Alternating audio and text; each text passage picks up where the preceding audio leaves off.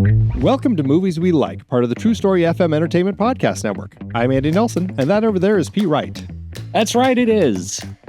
On today's episode, we have invited director John Patton Ford to talk about Jacques Audiard's The Beat That My Heart Skipped, a movie he likes. John, welcome to the show. Hi, thanks for having me. It's a thrill to have you. We chatted with you, I think, 10 years ago when you had your script first on the Blacklist over on our show, The Next Reel. We chatted with you briefly because we were covering on that show. We were covering talked about Kind Hearts and Cornets. Yeah, and so we talked about you and your script, which at the time was, I think you've changed the name. it was called Rothschild at that time. At the time, you were saying you were getting calls from people because I think Mike Nichols' people had wanted to do a remake of Kind Hearts and Coronets. And yeah, I think that you had said that the Rothschild family had actually contacted you in concern that your script was named that. Well, you guys are going to love this. So I completely forgot that's what we were talking about 10 years ago. There was a long and storied, shall I say, legal situation that lasted for years. And With the Rothschild family? I can't tell you. That's just a stupid thing. That sounds like I'm making it up. So it was part of the settlement that I can't publicly speak about what happened. But oh no! So I will say this. That podcast that I did 10 years ago, let's just say that played into a legal situation. They found the recording. And it was part of your voices, and my voice was played back to me in like a deposition. Oh my God. I gotta say, if it was in a negative context, John, I'm sorry. But Andy, I feel like you and I have just arrived. Is that what it is? It was, I can tell you, it was not in a negative light, and it actually ended up helping things. So good. I have only a positive Pavlovian response to hearing your voices. Oh my God, John, that is crazy. Wow. It's crazy how things work. And, because I was going to ask you with this conversation, I mean, we're going to talk about Audiard's fantastic film here in a little bit, but first we want to talk about you and your career and how things have gone since that initial conversation we had with you on the next reel about your script being on the Blacklist. And it's at the time you're just like, well, I'm trying to find these different directors. I don't want to direct this at all. And here you are. Yeah, things have changed over the last 10 years. You write and direct your first feature film, Emily the Criminal, which is a fantastic film. In a year of fantastic films, it's like one of my favorite films of the year. And then now you're actually in the process. You've just finished production of this film based on your script. Yeah, I did. I just shot it over the past couple of months in South Africa, of all places. We shot South Africa for like New York and New Jersey, which I don't really recommend doing, actually. But we did it. Wow. And it's God, that was 10 years ago. It's been a long journey, Yeah. And making that first movie put me in a position where I could make something much bigger and more elaborate. And we just happen to have the right interest from the right people. And it happened. Wow. Definitely happened. Right now I'm about to start editing the movie, and I'm about to start post. Yeah. So it's like 208 scenes. It's a lot. It'll take a little bit of time. What's the title of it now? I actually don't have a title right now. It was shot under the working title Huntington, but that will not be the final title. So this thing is going to have multiple titles. I can't quite tell you what it's going to be called when it's all said and done. Okay. But fair. It's stars Glenn Powell and Margaret Qualley and Ed Harris. Yeah. So, I was gonna ask. You've been working on this film with Glenn Powell while he became kind of the Hollywood it guy. Yeah. Right. Like it seems like just like 6 weeks ago, he was just a good-looking guy, and now he's everywhere. And you had him. Yeah. Similar, in a way, a similar story to Aubrey Plaza, I guess, in a scaled down, slightly different sense. We nabbed Aubrey before she did White Lotus. And then we like Netflix put the movie on their platform, like the day that White Lotus was over. So it was goodness. a lot of people working behind the scenes to time things in a very specific way that would benefit viewership. Yeah. But with Glenn, Hollywood's weird, man. Like you get around these people, you get around agents, you start to kind of wield the power of a major agency, and you begin to figure out that they kind of know what's going on. Like they know what stocks to invest in that are going to pop off in like 16 months. It's like investing in futures, Yeah, sure. Right. And although Glenn is becoming a thing now, they knew what was going to happen a year ago. And, so I started, I think I met Glenn in October of last year. We started talking. He was at this inflection point where he already knew what movies were going to have his name on it this year, and he was looking to kind of diversify and have a slightly different 2025. This is at the end of 2023. Yeah. So there's a lot of engineering and planning going on. It wasn't completely random, although I do say that we benefited from how well Hitman did and how well Twisters is doing. I mean, those things could have gone anyway. So. And also just that type of star too. I mean, he's somebody who had been around working with Linkletter for quite a while, and so already kind of had those indie roots. It wasn't just like trying to just be the star right out of the gate. And so I think it probably benefited you that he wanted to keep trying to do things that weren't just, I loved Twisters, but just something else that's not necessarily all the big blockbusters, I think so. He's just a big fan. He loves working. He loves making movies. He wants to do a lot of stuff. He's a very smart guy with very sophisticated taste. Right. Even though he chose my movie. So he's got a lot of stuff he wants to do. He's a good guy.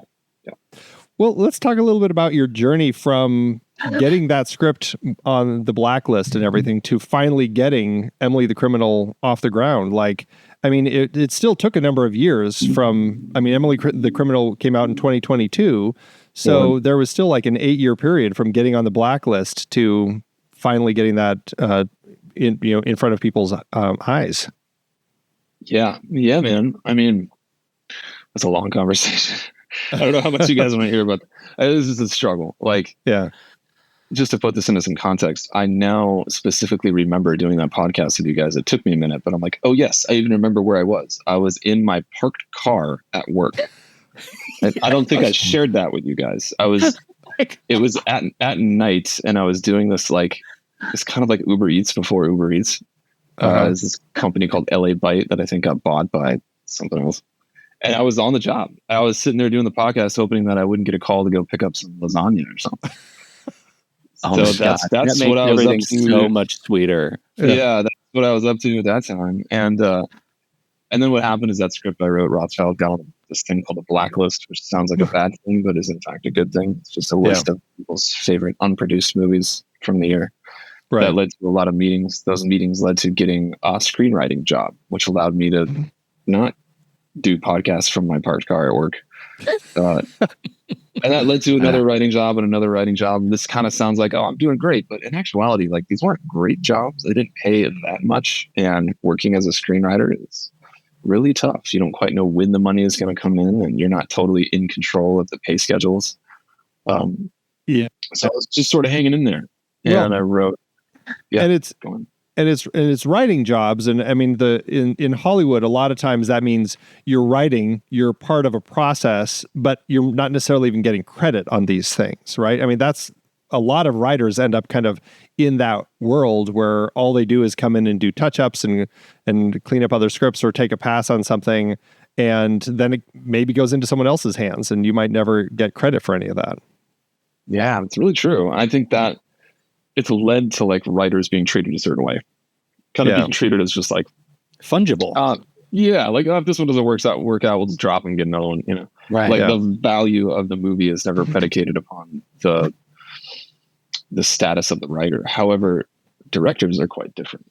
I, as a writer, came to know so many directors. I began to work with them. I was sitting across the table from them in meetings. I was watching the way other executives responded to them. And I could see very quickly, it's just way better. Like you're a piece of the puzzle that they really need. They really need a director there to kind of brand things and to attract actors, right? The reason things get financed is because of an actor who's signed on board, but you're only going to get an actor if there's a director that actor wants to work with. So you're essentially a piece of bait for a studio. And no writer is a piece of bait except for like 3 of them, maybe. And so I was like, man, that's, rather be on the other side of the table. Yeah. So I wrote Emily the Criminal to make myself, and, was just lucky enough to get it going. Well, and getting it going is, there's a lot that goes into that, especially when you've come into the industry as just a writer. So how did you start selling yourself as not just somebody who can direct something, but like, I've written this also, and I want you to fund it for me? Here's how it went. And I'll be as clear as possible, because if there's anyone who's still listening to this podcast right now with this rando guy, they probably want to be a filmmaker and would really benefit from hearing this in a specific, like, non-glib kind of way. So let me just lay it out for people. So when I got when I was in film school, I made a short film. It was 15 minutes long. It was called Patrol, and it went really well. It went about as well as you could hope a film school movie could go. Like, nice. It's a piece of shit and it's totally embarrassing. But in terms of student films, you can't ask for much more. And it went to like Sundance, and all these people saw it. And then I got an agent and a manager in Sundance. It's like the greatest thing in the world. This is a dream, right? I was like 26. Right. And then approximately nothing happened for years. There was years of me trying to like hang in there and pay off my student loans and writing and just trying to do it, but like nothing was happening. It was just impossible. And so by the time that I finally began to work as a writer, and by the time I finally endeavored to try to do Emily the Criminal, I had an old movie to show people, like by that point it was like 8 years old or something, but I'd still made it, and it had still gone to some reputable festivals. It had still gone to Sundance. And I remember, Aubrey Plaza getting my feature script. And I remember at some point in the conversation, she goes, "Did you make a short film that went to Sundance?" And I said, "Yeah." And that was it. I don't think she ever saw it. She just needed to know, like, is this guy an asshole? Oh, no. Yeah. Okay, cool. You know what I mean? Like, she needed to know that there was something there reputable enough where she could go and defend the decision to be in my movie to her agents and her managers. So, like, that's kind of how it happened. Wow. So there's, plus I had the kind of personal faith. Like, I knew if I could get in there, I think I can deliver because I've done it before. So, that was worth everything. As the, not speaking as the director, but as the writer, you're sitting there with Aubrey and you're looking at figuring out how to get her connected to the material. Do you remember what it was? Do you remember what she connected to in the script? I'm curious how what that calculus is like, right? First, that you're not an asshole. You had a thing that went to Sundance, but also what is it about the words you put on the page that she was able to resonate with? And was it the line, "You want to tell me what to do, put me on the payroll"? Actually, yeah, I think she was a big fan of that moment. I think that's one of the first good moment, man. Yeah. I'm trying to remember now, because I first met her in the summer of 2018. It would have been like 6 years ago. Yeah, right. Yeah. We had known each other for a couple of years before we made the film. So right. She had, first off, let's talk about like how you get a script in your hands. How did she get a hold of that script? Did it come from CAA? Did it come from Courtney Kibowitz, her manager? No. When agents send you stuff, you might just stay in your inbox indefinitely, Sure. You're probably like, that's some shit they want me to do so they can make money. But like that script that she got, Emily the Criminal, that came from a friend of hers. It came from a very well-known producer and editor who himself has won like 2 Academy Awards. He sent it to her like, "Hey, I read this and I think you might be great for it." And she opened it and read it immediately because it came from that guy. She's like, "Oh, well, he likes it. It must be all right." And so just having someone to vouch and kind of grandfather you in was a major thing. But then on top of that, I think it was just the kind of thing she never gets offered. It was very kind of pointed and very blunt and very gritty and a thriller. She's done mostly comedy. So we both had overlapping, like, I don't know, if our endeavors, if our desires were like on a graph, we would both have this mildly overlapping area. Like, I need to make a movie really badly, and she needed to show people that she could do more as an actor. That she's more than Parks and Rec. Yeah. So that's sort of what happened. Wow. That's outstanding. Quite a ride. I mean, it's a fantastic film. Certainly, everybody should check it out if you haven't seen it yet. Let's use this opportunity to shift our focus and start talking about this film that you picked, The Beat That My Heart Skipped, directed by Jacques Audiard. So, coming into this film, I'd seen a few of Audiard's films. I hadn't seen this one before, but I'd seen A Prophet, I'd seen Rust and Bone, and a director that makes tough, gritty films that I really enjoy. And I know I had heard of this film. And certainly, I mean, Pete and I talked about the Spanish Apartment trilogy. So we were familiar with the actor, Romain Duris, from those films. But I hadn't seen this, and I didn't know what it was about. And I also haven't seen Fingers, which it's based on. But coming into this, I was really surprised by just how fresh it felt and how, I don't know, there's just this sense to this story that it was about trying to figure out who you are, really, you know? And so I guess just let's start with, I mean, how did you come to this film, and do you remember your initial impressions of it? Yeah. So I think it was like 2006, forever ago, 18 years ago. Was that 18 years? Yeah. Yeah. And I was just really starting to kind of get into filmmaking. I was starting to make little short films, like for real, you know, not just talking about it, but actually going and doing it. I think I was 23, and I was living in Charleston, South Carolina, which is close to where I'm from, you know, living in this little ratty apartment with like 5 other people. And I just started watching a lot of movies, you know. I was like shooting short films and watching a lot of them. I was kind of having my own little film school before I actually legitimately went to film school.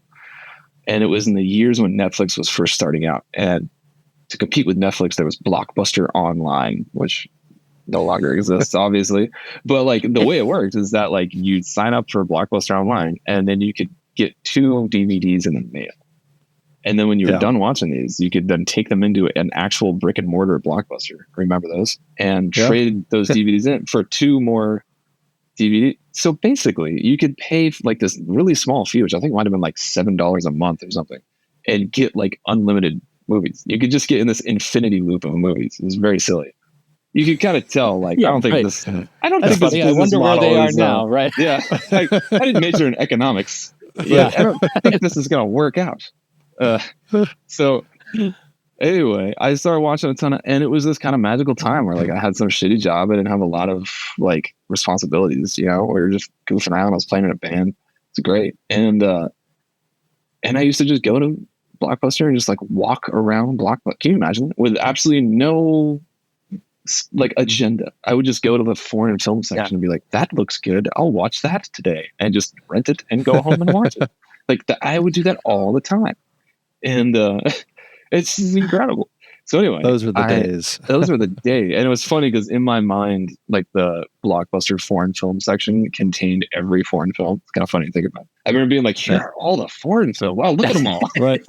Everything anyone has ever done outside of America. There's a whole aisle. Anyway, I had clocked the cover to The Beat That My Heart Skipped a couple times. For anyone wondering, it's got one of the greatest one sheets ever. Like the original DVD release of it has the sickest looking cover I've ever seen. And I remember seeing it and being like, that looks sick. Got to get that at some point. And then when I was done watching fucking whatever Army of Shadows, I was like, all right, let's try that. And I rented this. I remember sitting there in my ratty apartment on King Street, downtown Charleston.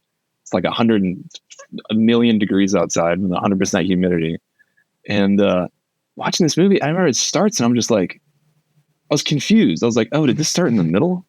And I like went back to the menu and I'm like, no, this is the beginning. I'm like, okay. Yeah. So I'm like watching and like, man, this movie really doesn't give a shit about the audience, does it? Like, it's just going and it doesn't care if you understand or not. And it was like 10 minutes later, I was like, wow, this is really like, I can't believe someone wrote this and made it. Just seems like it's all really happening. Like the level of verisimilitude is like mind boggling.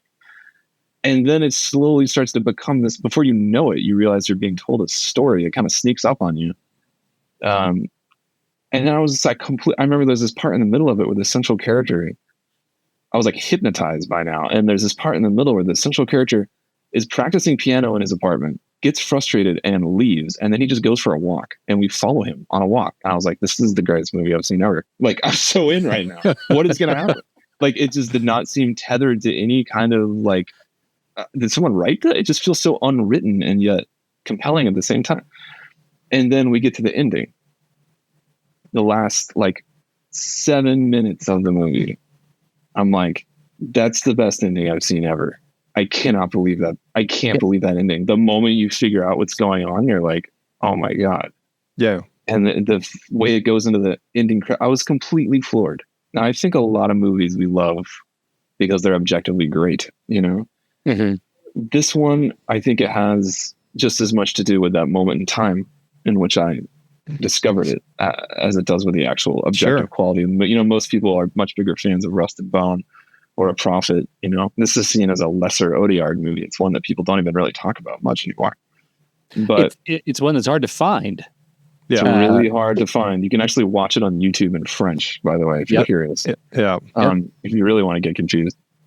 But it just hit me at a certain period of time in which I was just a sponge absorbing all kinds of things. And it seemed to be this bizarre thing out of complete left field. Like, where did this come from? Who is this person who made this?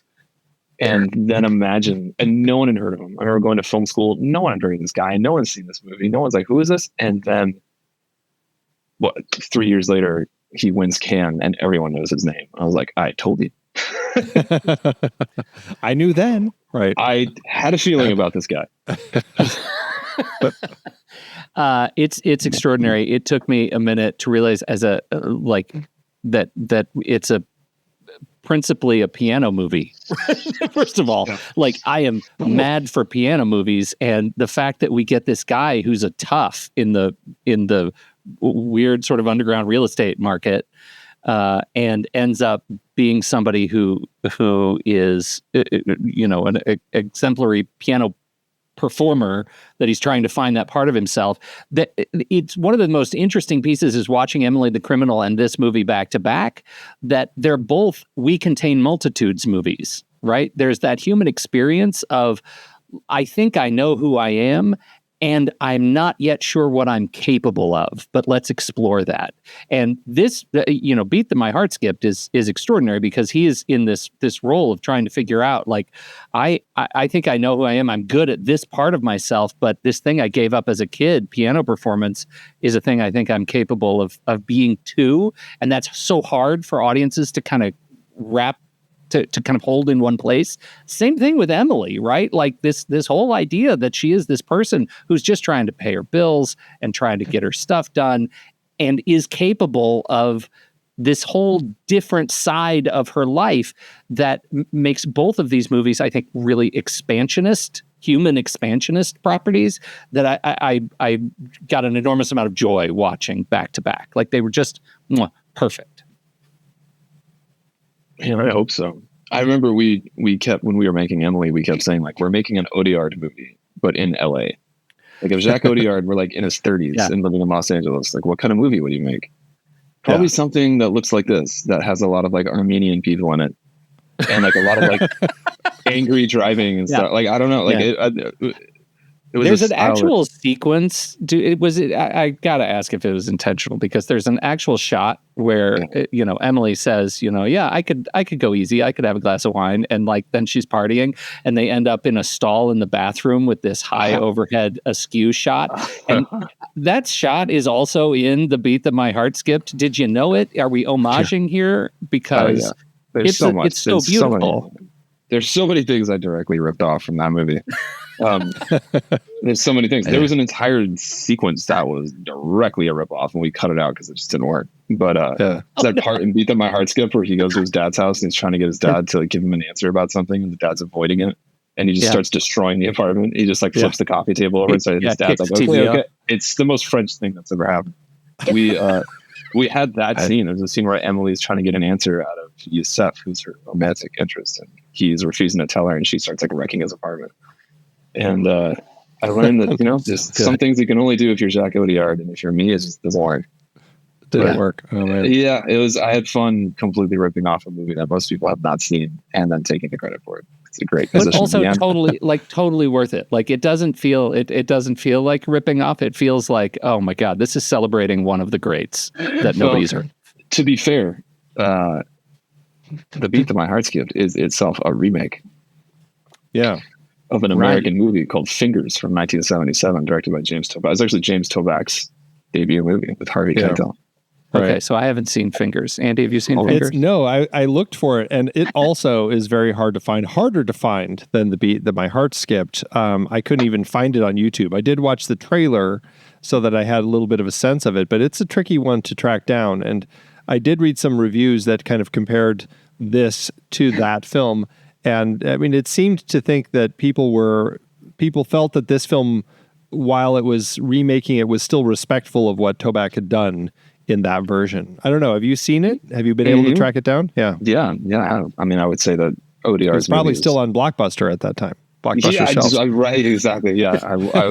I walked down to Radio Shack and got a copy. I'd say Audiard's is a much better movie, but it's that's a movie made by a guy who at that point was in his 50s and already made like 10 movies, whereas like Fingers is James Toback's first movie as a kid. So right. It's interesting. It's interesting to look at it through the lens of like, how were we Americans perceived by the French and at that time? Like American movies, like those kind of like gritty 70s cop movies of like Mean Streets and French Connection were so popular in that part of the world.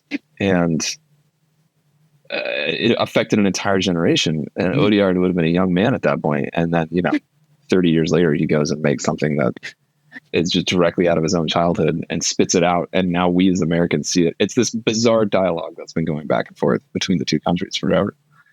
And it's right. Fascinating to watch. And then I make my movie, which is a complete knockoff. And now they're trying to remake Emily the Criminal in France right now. Like, are they really serious? Yeah, it's like a whole thing. That's wild. I know. I want to be you like, just insert yourself into the conversation. That's fantastic. See if you can get it in Audiard's hands. Just happy to be here. He'd be like, "What is this?" This film, there's an element of this film that we've kind of touched on a little bit, but it was such a fascinating part of the story for me. It starts off with this conversation between Tom and his friend, as his friend is kind of relaying this relationship that he is, this evolving relationship he's been having with his father as his father is aging, and now he's finding that he is the one who has to be the caregiver and taking care of his father. And that's a part of this film. We certainly see that with Tom as he is trying to figure out, like, I don't know, my sense of it was that it was kind of maybe a family business. Maybe his dad had also been in kind of these real estate sorts of these shady real estate, kind of the sleazy sort of the side of real estate where you're dealing with a lot of like the criminal underground sort of people, and planting rats in places where you get tenants out, like all the sorts of dirty dealings that they're doing. Strategy. Yeah, right. It seems to work. And his dad seems to have been in that, but is at a point in his life where he also can't really do it anymore, and is asking Tom several times over the course of the film, "Can you take care of this for me? This guy's not paying." And that's a big part of the story, is using or looking at your parents as, I don't know, I guess you could say like inspiration or just a place to start when you're trying to figure your life out, because that's where he ends up in his life. And then, of course, we learn, as we've been talking about, like his mother had died, I think like 8 years prior, and she had been a great pianist, concert pianist, and he had given up piano at that point. But now, after having seen her manager, it's kind of like reignited that passion, and now he's trying to that's kind of a catalyst for him to refigure himself out. And so it's a fascinating film because it's this journey about trying to figure out who you are and how you're going to define yourself. Am I going to model myself after my dad, or do I want to model myself after my mother? In this particular case, but it's also like these relationships with your parents, and I don't know. It's a fascinating exploration. I guess I'm just curious, like in the scope of that sort of relationship when you're dealing with trying to figure yourself out. I mean, what are you pulling from that when you're watching this? Because I think there's a lot to say about those points. I think one of the things that I love, one of the things I've taken away the most from the movies of Jacques Audiard, all of them, is that he understands what story he's telling on like an atomic level. In a world where no one really knows what they're doing, I'd say he's one of the rare people who, like, I think he might actually know what he's doing. There are like 4 people, and he's one of them. He just knows what story he's telling, and he understands what those themes are. And you watch this movie for the first time, and it just seems like this almost documentary level spontaneous thing. And then you keep thinking about it. And you're like, why am I still thinking about that? And you go and watch it again, and you're like, holy shit, this, like, he buried this thematic thing here so deeply, and yet he knows exactly where it lies on the surface. The Beat That My Heart Skipped is a thriller, right? About this guy who has to like perform crimes for his dad. And then is torn because he also kind of wants to do this other thing, but there's stakes either way. His dad's like, go collect money from me, or they're going to figure out a way to take care of this Russian guy, or he's going to kill me, you know? And he's got to go do that and take care of this Russian guy. And then there's the piano. Oh, you have a piano recital coming. You got to like practice for that. It's like this thriller about like the stressful agendas. And yet when you watch it multiple times, it's just about who are you going to be like, your mom or your dad? That's it. Yeah. And the decision to make his mom not present, she's deceased and is only a voice that we hear on a tape that he plays, gives her this kind of spectral presence over the movie in a very cinematic and very unique kind of way. It's just awesome. And just great, like the level of like understanding how to make those themes material and cinematic. It just, here, let me give you an example. So his dad represents one thing, right? His dad represents a life of being transgressive and kind of crime. I think his mom represents a life of art and genuinely kind of trying to express herself. And our central character is torn because he likes both of those lives very much and doesn't know which one he wants. His dad's world, his dad's life is always yellow. So in the movie, if you watch, his dad only wears yellow. Like he's got a yellow jacket, he's got a yellow blazer, he hangs out in a restaurant that, sure enough, the walls are yellow. That's always yellow. Even his apartment, like, it's kind of piss yellow. Yeah. And there's this, like, everything that has to do with his dad and what his dad represents is generally that color in the film. Now, there's this moment where a central character is driving along and he sees his old piano teacher on the side of the road. He just happens to pass this guy. He used to give him piano lessons. Yeah. And he tries to pull over. He's like, oh, I want to talk to that guy. That guy represents some other desire that our central character has that perhaps he also wants to pursue at the behest of crime. And he tries to pull over, and you know what happens? There's this guy on a bicycle who rides past. Yeah. And like he almost hits him, and the guy like pounds the hood and is like, ah, and the dude's wearing a fucking yellow jumpsuit. Yeah. Interesting. And you watch it once and you just think, oh, there's a and then you watch it again, you're like, this is the level that Audiard's working at. Like every little thing is like that.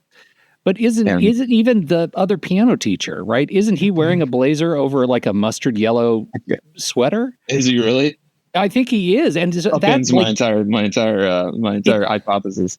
But it doesn't. I don't think it does. I think it actually cements it, because here he is. Like, this is the alternative father figure, right? This is another guy who can give him opportunity, and I think it makes total sense. It's just he's only gotten better at it. Yeah. You know, if you look at like a prophet, it's even deeper in that direction. Like they're these, Well, I'm curious where you stand at the end, because like, you know, great movies that trust the audience. I think there is a character question that's open at the end of the movie. That what happens principally on the surface is he's going to, you know, we see him drop off his former piano teacher, the Chinese woman, and she goes in and he parks the car and comes back and notices that there is somebody else there. The Russian is there, and he goes about exerting violence on the Russian that originally murdered his dad. And then we get an incredible sequence, just performatively, maybe one of the best I've ever seen, of an actor displaying what it's like to finish a fight the adrenal rush, the shaking over the sink, like it's just extraordinary. And then he goes in and takes a seat and watches now that he has become sort of the manager, like he's found his place. Do we have any, is there ever a question about whether one of these lives is resolved? Like, to me, I watch this guy and I think, okay, he's found who he is in both parts. He realizes his true part as a musician, but he also is still capable of the more violent pieces of his nature. Do we have any sense that he's learned anything? What has he moved on to? That ending is so effective and correct to me, but articulating it is sort of a task because there's so much going on. It's not a conclusion where our central character gets what he or she wants or doesn't get it and learns something in the process. It's not that kind of ending. It's an ending where our central character learns who he is and what his challenges probably for the rest of his life are going to be.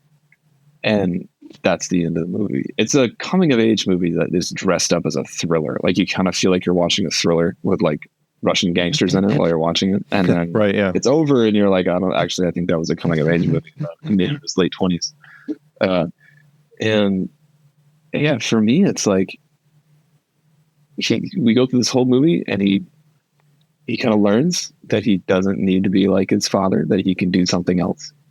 And then he goes and commits to doing that something else. Mm-hmm. And then, spoiler alert, a couple years later, he sees the guy who killed his dad. And what is he going to do now? And he lashes out and the whole thing happens. And then he goes back to the concert and it just feels like this is this big thesis that yes, this guy can have a peaceful life and a normal life and he does not have to be like his father, but his father's always going to be there threatening to pull him in this volatile direction. That like, it's not like that we get over things. It's that we learn to live with ourselves. And that as a, sorry, go ahead. That's it. No, that as a coda, I think everything that we see is that self-actualization for our character doesn't always have to be pretty. Like it doesn't always have to be tied up nicely. He's learned who he is and he's still able to be at home in the ugliest parts of himself. To me, it's an incredibly optimistic ending. For sure. I find a lot of happy endings to be kind of condescending or patronizing. Yeah. Because they're just untrue and they're asking us to believe something that we know is untrue. And that's very sad to me.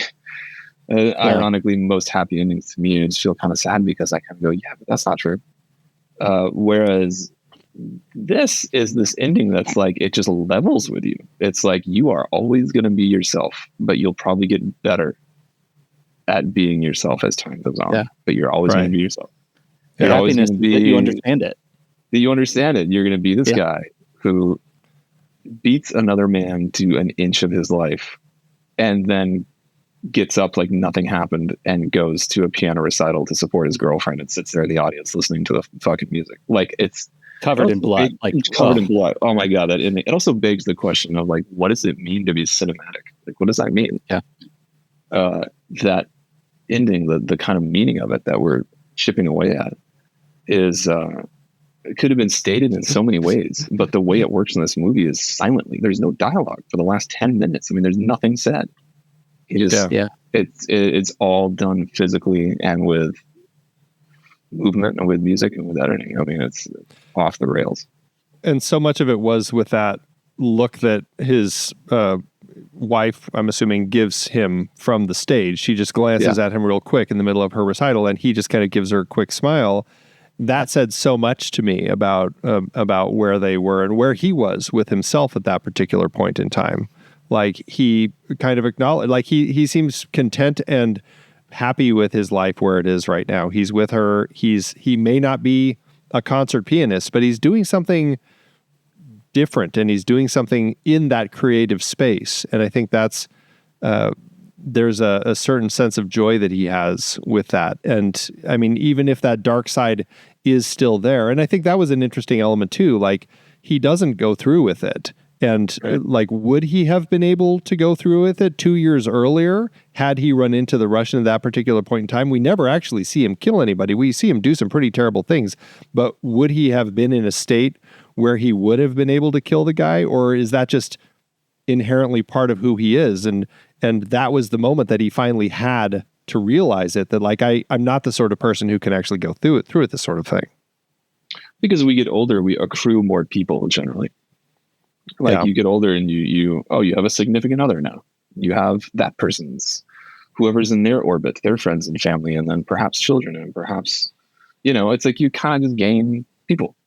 And that moment at the end where he's looking at his now significant other on stage, there's this thing that always crackled for me, that the stakes are higher for him now. He has someone else to help and to support and to love, and he can't afford to go back and be like his former self, nonetheless be as bad as his dad, because that would negatively affect this other person. And the fact that that's all achieved in this one fleeting moment that might last like 5 seconds in the movie, this is what I mean by like, Audiard is the fucking best. Like, he is able to get at these deep thematic things so cinematically and so quickly.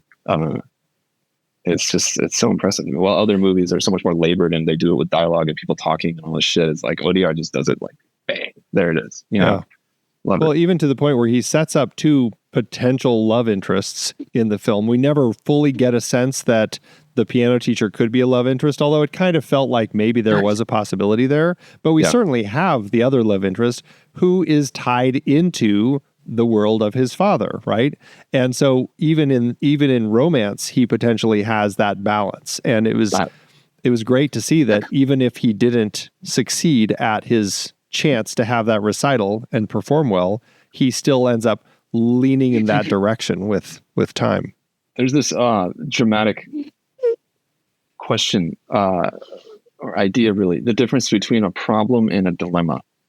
There's this dramatic theorist from the late 19th century, I think, named Lejos Egri. He wrote a book called On Dramatic Writing. That's like the only book you need to read for screenwriting. Actually, I take that back. It's just one of the best. It's great. And he wrote it before there were movies. Movies didn't exist at the time he wrote this book. And one of the things he talks about is the difference between a problem and a dilemma, which the way he describes it is, a problem is when your central character really wants something and is having a hard time getting it. Okay, simple enough. A dilemma is when your central character is trying to decide between 2 or more equally appealing things under a time pressure. Just that alone is like, it blows my mind. I'm like, wow, this dude really knew what he was talking about in 1846. Like, this movie, for instance, like Die Hard is about a guy with a problem, right? Like, they kidnapped my wife. I got to get back my wife, and I'm going to kill a lot of people to get back my wife. Whereas, like, imagine a version of Die Hard where he's like, do I want to save my wife? And maybe there's the difference. And where something like The Godfather, there's a guy who does not know. Do I want to go clean and just live with my wife, or do I want to be like my dad? Mm-hmm. Which responsibility is more prescient? Which is more important? And to me, it's movies with dilemmas that seem to last the longest, that we get the most mileage out of. If Hamlet showed up to his family's castle at the beginning of Hamlet and walked up to the front gate, and the guard's like, yo, dude, you should probably go. Your uncle straight murked your dad and married your mom. Things are different since you've been gone. And if Hamlet was like, what? I'm going to kill him right now. Hamlet would suck. We wouldn't be talking about it. It would just be like an action play, But instead, he's thrown into this dilemma. Like, oh, man, what should I do? Like, this is my home. I want to live here. Should I just put up with this? Or can I not deal with this?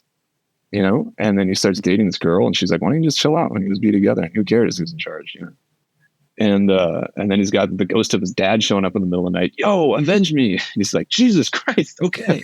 But I'm dating this girl, and she says I just hang on. And he's like, fuck that girl. Like, it's incredible mileage you get out of dilemma. Are you working on this script right now? Yeah. By the way, this is all. Yeah. This is the stupidest rendition of Hamlet that's happened ever. But the point that I'm making is, like, this movie, along with all of Audiard's movies, they're always about people who are torn between 2 things. And he continues to dramatize it up until the last morsel of the movie. And then it just like runs out of time and it goes into the credits, and that dilemma is still going in your mind. You're still there. And it never leaves you. It's just so impactful.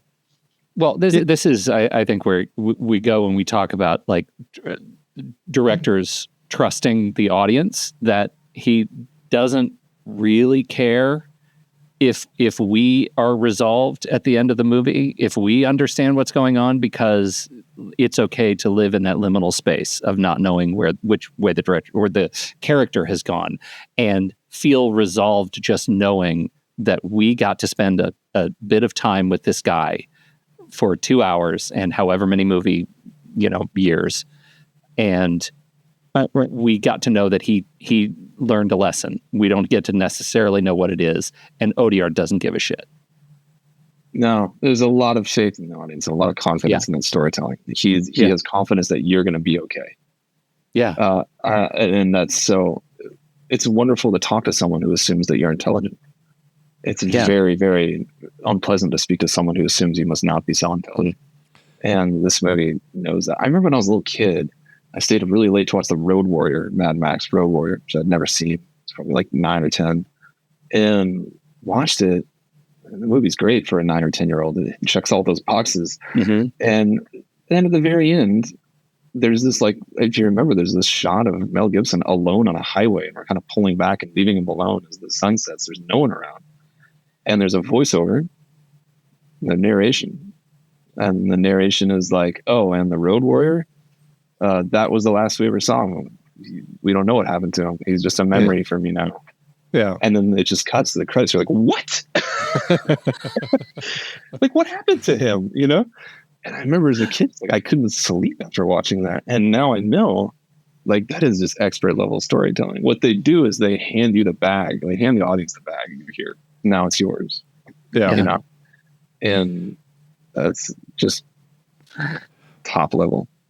Well, they don't. It's smart storytelling when you're allowing your character to be shades of gray. And I mean, you do get all these movies where your hero, I mean, they feel a little too white hat. They've got a problem that they've got to figure out, maybe even a dilemma. Who knows? But it doesn't feel like they're necessarily like a real person. And I think there's plenty of movies that way. And this film, I mean, we have this guy who he does good things, he does bad things. He gets, throws fits when he's talking to people. Like he has it out with his dad's new girlfriend, and then his dad afterward. Like, there are things that he's doing that you're like, okay, he can be not necessarily a great guy, but I'm still incredibly compelled by him as the protagonist of this film. And I want to understand his journey because I feel connected to him. And I too feel those pulls in different directions. And how do I choose? And I think that's such smart storytelling in the part of the filmmakers, is giving us a sense of a character who has those sides. There's this book that came out a number of years ago, a screenwriting book called Save the Cat, that you may have heard of. Yeah. It's probably the most notorious screenwriting book. And it's called Save the Cat because its primary lesson is that you should have your central character do something really redeeming at the beginning of the movie, like, I don't know, saving the cat. Yeah. And that this is an insurance policy to make sure that the audience is engaged and that they, quote unquote, like the central character. I can't fault that person for having written that. I mean, there's certainly a lot of people who do love movies that do that. And like, yeah, I get it. But for me, I kind of go, I think it's too simple. I don't think you're actually getting to the heart of what an audience needs. They don't need to like the person. They just need to believe that the person's a real person. That's it. Yeah. The minute you start believing that this is a full human, you're going to be engaged. You might not necessarily want to hang out with that person in real life, but you'll find yourself engaged because you're convinced that they're real. Whereas if someone does something really redeeming or nice or cool or whatever, but you never believe that they're a real person, I think that movie can only compel you so much. And this one, Beat Them, My Heart's Good. This guy is such a real dude. Like, he just does stuff where you're like, I can't believe that happened in a movie. I can't believe they just let the central character do, like, he meets his dad in a bar, and his dad's like, you should meet my new girlfriend. She's going to show up in a minute. And then she shows up, and his dad gets up to use the restroom, and he's left alone with his dad's new girlfriend and just says the meanest stuff. Yeah. This is one of the craziest scenes. He's just like, oh, you're a model. You're ugly. I can't believe they gave you a job. Like, straight up. And she's staring at him. It's just like, what's your problem? You need to say, what's your problem? And then his dad comes back. You're like, what was that about? Of course, we know what that's about. It's that he doesn't like seeing his dad with anyone else other than his mom, who's no longer around. But like the fact that it played out that way, and yet you find yourself completely believing it. You're like, there's nothing about that interaction that seems inconsistent with this character. Like, I believe that this is a real guy. That's the best. Even his assertions of violence, like the sequence that I can't get out of my head, and there's a lot of crazy. I mean, there's fights and stuff that happen, but when Dad essentially lures him on the premise of the false premise of having a social engagement at a coffee shop, and actually says, "Well, the guy that I need you to mess up is across the street." Are you kidding me, Dad? Right now. And he goes in and kind of comes in the back door after Dad kind of gets it handed to him, is not able to do what he needs to do, and hits the owner of the business in the face with a cast iron pan. Like that is, it is totally unbelievable. And yet I am 100% in that moment because that guy, that movie guy would do that thing because it is so wrapped up in the complexities of the relationship with his father that he has not come to fully understand and communicate yet. This is the thematic thing. Like there's so many movies that would just have a sequence like that because it's a set piece and because it's the second act and things like that are supposed to happen. Whereas this, like, it is so thematically on brand.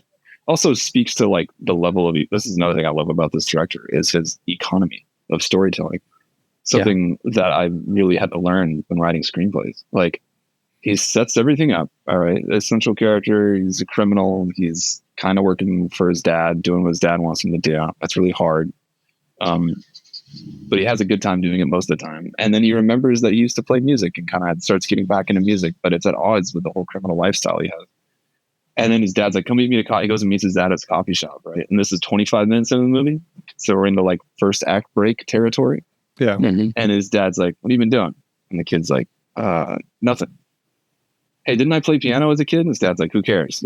And his dad's like, I need you to do something for me. And we're expecting like, oh, this is going to be another criminal job. Maybe it'll be next week or something. The dad's like, I need you to go get money. And the kid's like, I don't want to fucking do that. And the dad's like, it's right across the street right now. You got to do it because this isn't leaving 10 minutes. Just that level of like, he knows exactly when to ramp things up and how to do it immediately in a movie. Yeah. And then if you remember, our central character still refuses. He's like, no. And the dad's like, you're going to make me do it? Fine. And then the dad goes over there. And we see through the windows the dad get roughed up by this guy and thrown on the sidewalk, and he kind of sadly gets the coat up. And by now, our central character is like, okay, I guess I'll go. Like, he just, like these guys are they're just such incredible filmmakers. Everything is dramatized as far as it can go every single time. A lazier writer would have the central character just get up and go over there. But no, these people know you got to put resistance in front of your central character at all times and kind of dramatize out every single thing. I just go on and on and on. And then he goes over there and he cuts his hand, if you remember, during this interaction. Yeah. There you go. He cuts his hand. He can't play piano because it's wrapped in bandages. Thematically putting it's just like friction, on and on and on and on and on. Like right. It is just this savant level of understanding of narrative. It just kills me. What do you think of the title? It's I mean, it's not fingers or whatever it would translate to in French. It's very different and a little more perhaps music focused. What do you think? The beat that my heart skipped, it's kind of a jacked up title. I think it translates probably really poorly from whatever it is in French. That will be my guess. Yeah. I remember seeing it on the shelf of Blockbuster and being like, that clearly does not sound like that in French. You would never title a movie that. I just can't imagine this was made for American audiences or English speaking audiences. It is so deep. It's so French. That's kind of one of its charms. You feel like you're seeing something that wasn't made for you, you know? And that's, I think, true with many foreign films. You're seeing the translated version or whatever they think makes sense. And I think that's what's interesting, because it ends up sounding not quite phrased how we would put it, But I don't know. There's something fascinating about the title that also draws me in, because I don't know if I fully understand it, but it's such an interesting phrase, the beat that my heart skipped. It's weird. It's totally oblique. It kind of makes you, I guess the effective thing it does is that it makes you realize the movie is about something deeper and bigger than perhaps you'd think on the surface. It's not called like Once Upon a Time in Paris or something. Like it's that title is so vague. And so like, it kind of lets you know this movie is up to something. That's bigger than the sum of its parts. Yeah. Are there any other? I mean, Romain Duris we've talked about a bit as the lead. Or any other performances stand out for you as ones that really shine? All of them. I mean, talk about a casting just murderer's row of incredible French actors in this movie. I mean, Romain Duris could have crossed over to the States or whatever. Never did it. Stayed in France. You've got Ari Attica as his love interest. Who's an amazing. She's actually Moroccan, which is something that's completely lost, I think, upon American audiences. That woman is foreign. And I think that changes. Well, we don't get it because we just hear French and think she's French. Niels Airstrip, I don't know how to say his name. Airstrip, the guy who plays his dad. Right. This great French actor. He's been around since the 70s. Worked a bunch with Audiard, who I think was me in Prophet. Yeah, big TV actor in France in the 80s and 90s. Mm-hmm. And this was kind of the primer for his role in A Prophet, which is what he's mostly known for. I think he won Best Actor at Cannes for that. And then he went on to star in War Horse, Steven Spielberg movie. Right. Spielberg And I was like, who's this guy? So it's fun to look at this movie at all these names that kind of became better known after the movies wrapped up. And then you know whose first movie this is Melanie Laurent is the girl. There's like this, she's in it for like 2 seconds. There's a very brief scene where he's supposed to go do some reconnaissance and he gets distracted by this beautiful girl and like flirts with her, and it kind of comes back to the decision to flirt instead of do the work comes back to haunt him later. And that was Melanie Laurent. She was very young, and this was her first movie. Wow, so young I didn't even recognize her. That's amazing. Yeah. Well, it was kind of the same with Lynn Pham, who played Maolin, and she looked so familiar. I looked her up on IMDb, and I didn't realize I've seen all of her top 4 for sure: Mr. Nobody, Ninja Assassin, and Indochine. Besides the Beat My Heart Skip. Yeah. You talk about a murderer's row cast. Like this is one of those movies that they're full of faces. Everybody's great, full of faces, amazing faces, and so lived in feeling. It's so not standard. Like every single face is so specific. Even like Romain Duris is like who? Like I remember seeing him and be like, this guy's a movie star. Like he has such an so odd and yet so compelling. Sort of the Jeff Gold. You imagine Jeff Goldblum in the or really young Jeff Goldblum, young Jeff Goldblum, or just not that. Like a younger Christian Bale kind of. There's something really edgy and really edgy, scary about him. Like you're a little scared of him. You don't quite know what he's going to do. Right. Yeah, I before we made Emily the Criminal, I tracked down a DVD of Beat My Heart's Gift and gave it to Aubrey, and I was like, "This is pretty much who you're playing. You're going to be your version of this guy. This kind of sweaty, nervous. You're always moving. You're kind of ticky."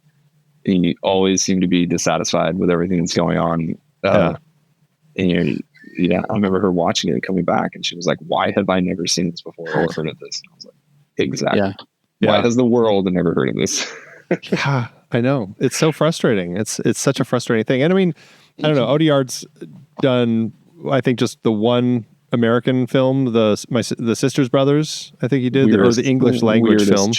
Strangest choice to make that movie.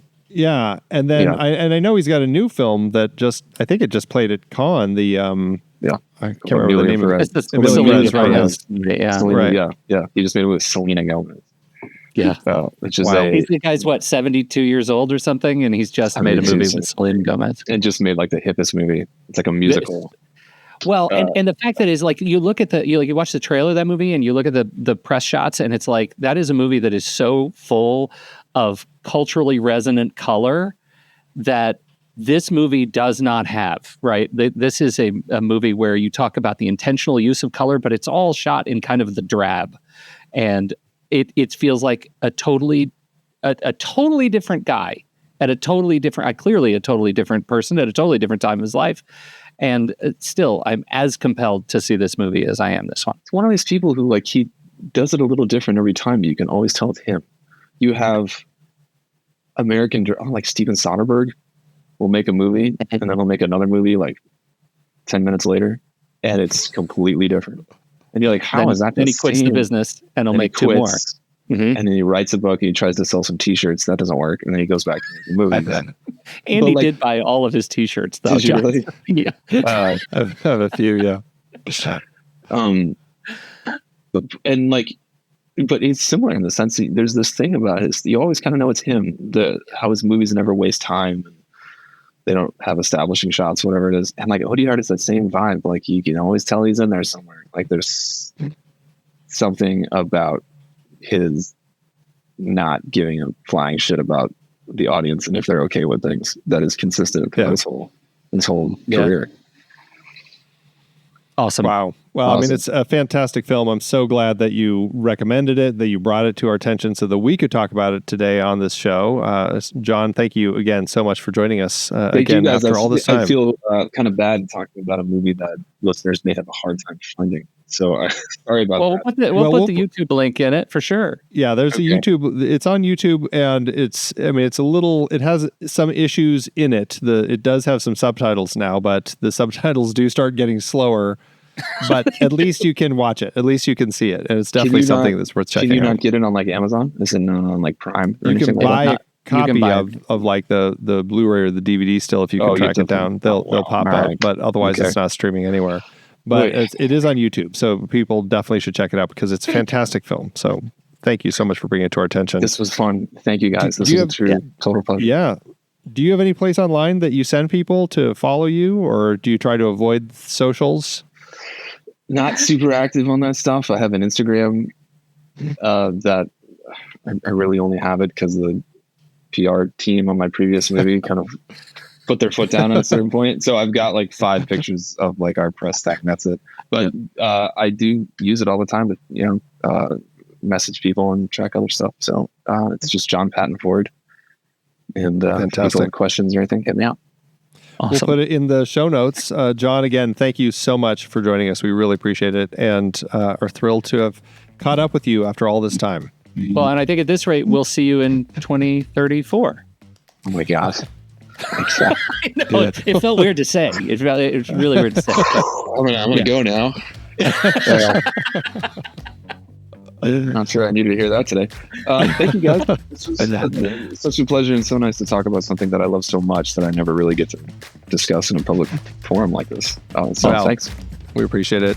And for everyone else out there, we hope you like the show and certainly hope you like the movie like we do here at Movies We Like.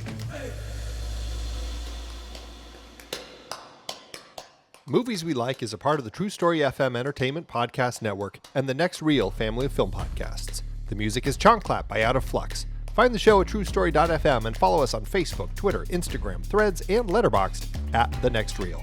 Learn about becoming a member at thenextreel.com/membership. And if your podcast app allows ratings and reviews, we always appreciate it if you drop one in there for us. See you next time.